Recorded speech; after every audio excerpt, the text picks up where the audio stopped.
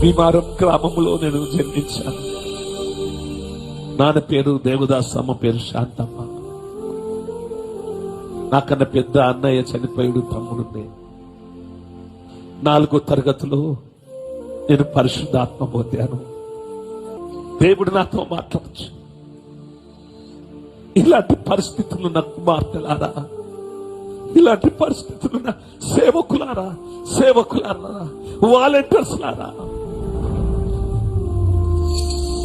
మన జీవితంలో దేవుడు ఎలాంటి కార్యాలు చేస్తాడు. 4వ తరగతిలో ఎప్పుడు దేవుని ఆత్మ పొందానో, నా చిన్నప్పటి బైబిల్ పట్టుకొని ఇదిగో మోకాళ్ళ మీద ఉండి ప్రార్థించేవాడిని, కన్నీళ్లు కార్చేవాడిని. 4వ తరగతి నుండి ఉపవాస ప్రార్థన చేసేవాడిని. ఏం చేయాలి?